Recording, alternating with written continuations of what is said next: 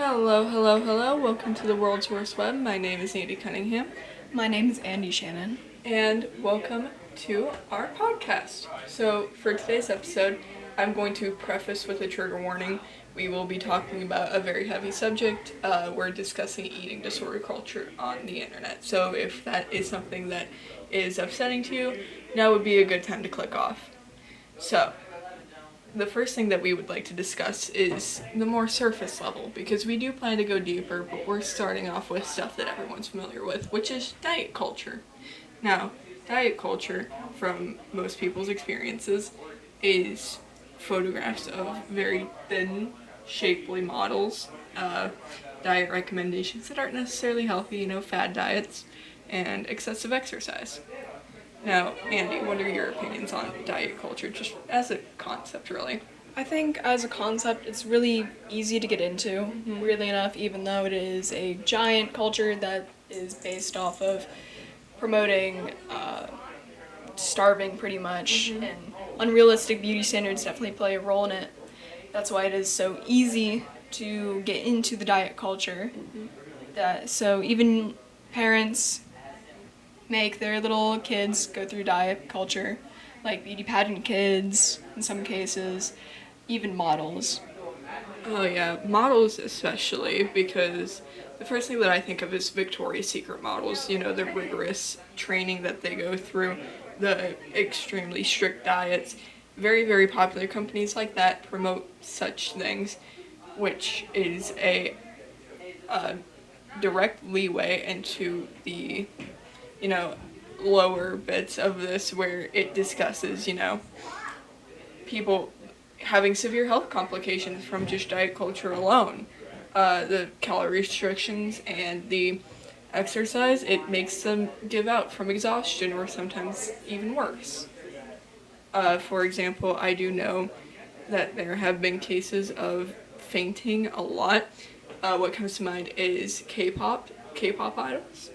There have been cases of them fainting on stage because they also have very, very rigorous diets and restrictions. Yes, and those diets and restrictions are mainly because of the high expectations for beauty standards, which the fans really, really love the people, but again, those same fans may even be the ones that will call them fat and cause them to go down into this hole of this rabbit hole.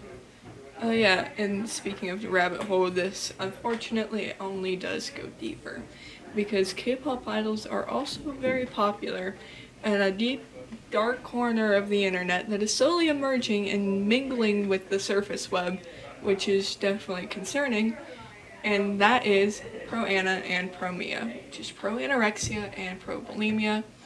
It's exactly what it sounds like. They directly promote eating disorders. And unfortunately, like I stated, it's slowly emerging into the surface web and working its way into being more socially acceptable. And this has caused many, many people to fall victim to such illnesses.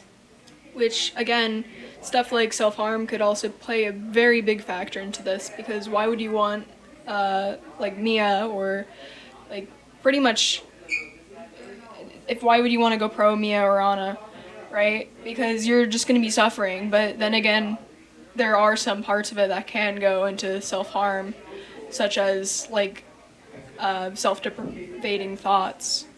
Oh yeah, and unfortunately, the self-harm community and the, eating disorder community online, specifically on Twitter, are severely intermingled to the point where it's hard to separate them at times, because there is an entire hashtag committed to self-harm on Twitter. There's an entire hashtag committed to eating disorders on Twitter, but the biggest one centers around them both.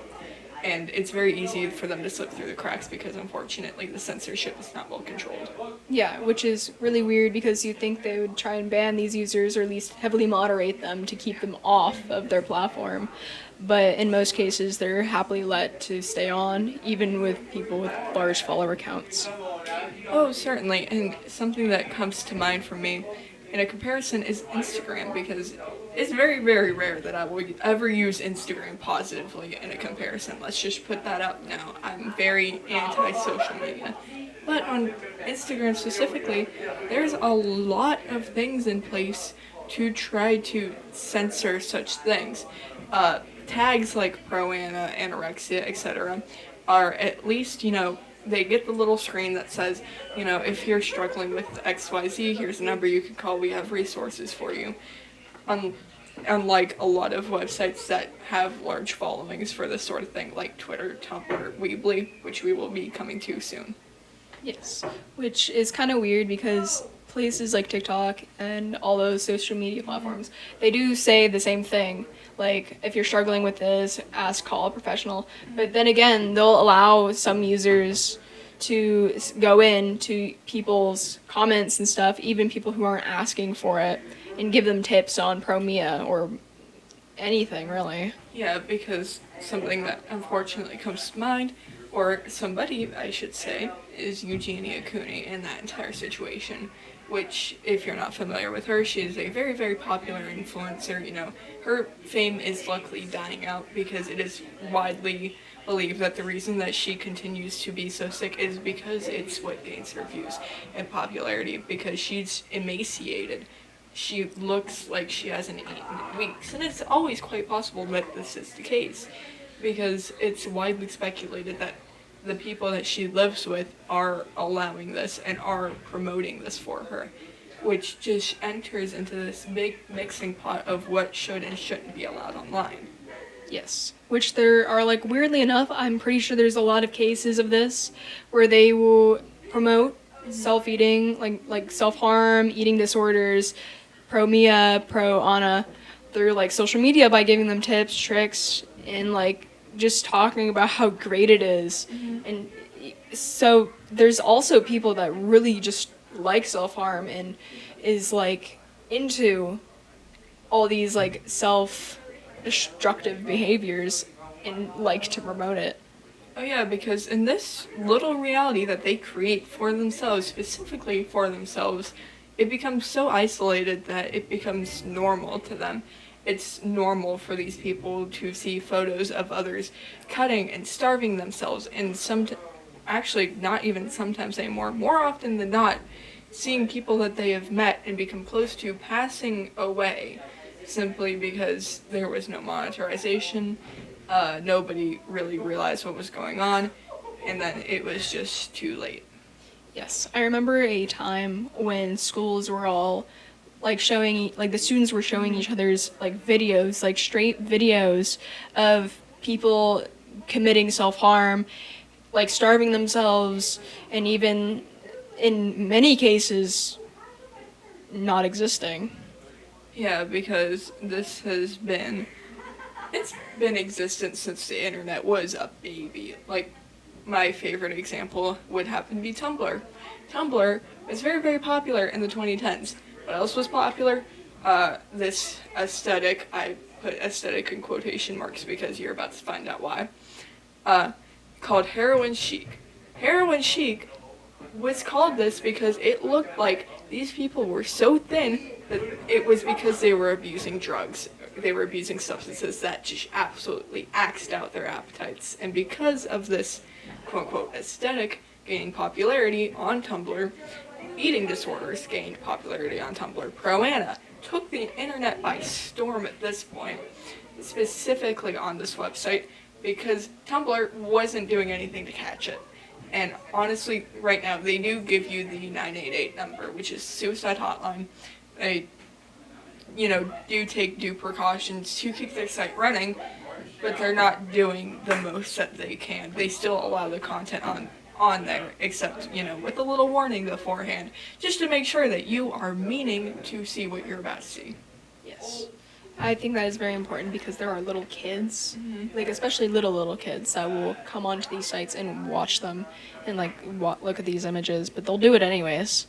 Yeah, and it's insane to me how much it's glorified, because another thing that comes to mind is Weebly.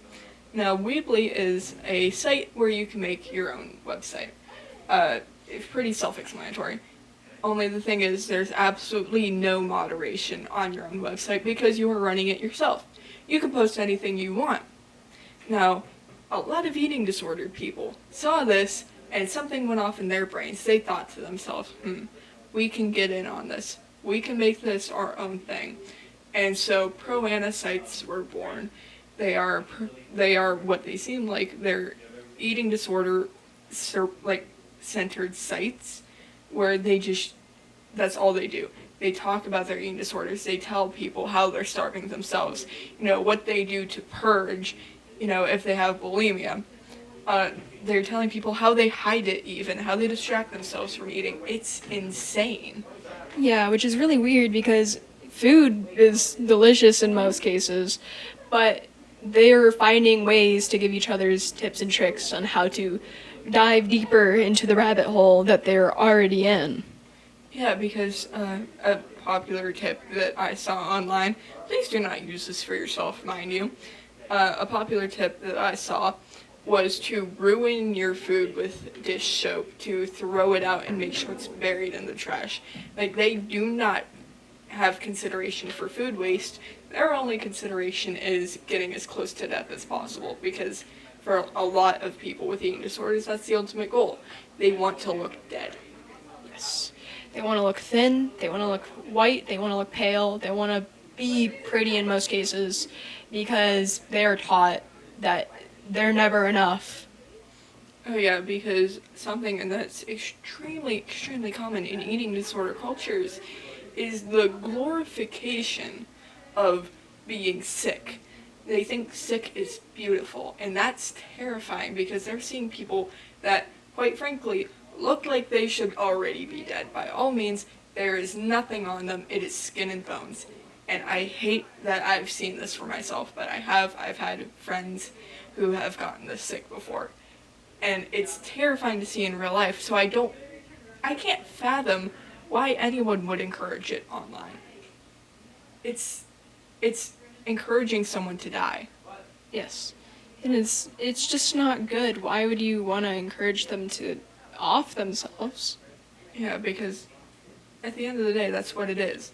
And as much as we would love to inform you on this, personally, it's a fear of mine that people will see this and take this as almost advice to go onto these sites to dive further, even though what we're trying to do here is quite opposite. We're trying to defame these. We're trying to explain why they're so bad. Because, like I said, I've had friends that I've been quite close to that were very, very fragile and thin and medically unwell purely because they were involved in this and it went too far. And they were my age. They were young people. Yes. Which, sadly, in these cases, starving doesn't make you beautiful. It makes you sick. And being sick is nothing to be proud of. Oh yeah, because as someone who personally had been through something such as that, because I will be the first to admit, I've had very poor eating habits throughout my life. I've had very poor self-image throughout my life. When these people look in the mirror, I can tell you what they see. They are essentially getting a dopamine rush. They are getting the satisfaction of knowing that they are closer and closer to a number that means rationally nothing, but irrationally everything to them, because it's a mental disorder. Yeah. It's their entire world that they're seeing on a scale in their bathroom. They'll do anything to decrease that scale, whether that be starving or making themselves not drink anything from water weight. Oh yeah, because something that a lot of eating disordered people will do is send themselves into shock from dehydration, because they're so afraid of liquid calories. I put that in quotes because calories are calories, A calorie is a calorie at the end of the day, no matter where it comes from. Yeah, And it's nothing bad. yeah, and B, they will drastically over-exaggerate what liquid calories will do. These people are terrified to, let's use an example that is becoming increasingly popular in today's culture, certain nicotine devices such as vaping. You have no idea how many of these people will look up how many calories is in a vape. They are that terrified. That's why I really want to focus in on the fact that I do not hate these people. I don't think they're deplorable, but I do think that they should find a community that is not online and is not accessible to approachable little kids. Yeah, they should definitely find a community that promotes eating, like good eating habits, instead of this horrible beauty standard that is standardized in today's society. Through any means possible, you have to meet the margin. That is what is set. Yeah, because this is another example that I hate to bring up, but I have to, because this is the only thing that will get the point across. There is a image online. I did want to find it for this episode, but I was unable to. And honestly, looking back, I don't think it would have been good to involve it either way, but there was a girl whose stomach was so damaged and distended and essentially malformed from constantly binging and purging, taking food in and then forcing it out, that her stomach essentially collapsed. It burst. That's called an organ rupture, and organ ruptures can and will kill you, and that's what happened to her. That's how she passed away. And it was a horrifying sight to see, and it was oftentimes used to guilt people into recovery, which I personally don't support, but it was what was effective at the time. Yes, which, weirdly enough, these same people will also, they'll take in cigarettes, they'll start bad habits, anything to stop eating, and I really do hate that. I think they all should try and seek some form of help, some form of community that promotes healthy eating habits and tries to dispel the modern day culture with beauty standards. Yeah, because it's deadly. I will say that over and over again, just to get the point across. It kills people. It's actually one of the most deadly mental disorders, if not the top. And people still glorify it, and that's absolutely crazy, because as we stated prior, why would you glorify dying? And not only dying a very painful death, because I can promise you starvation does not feel good.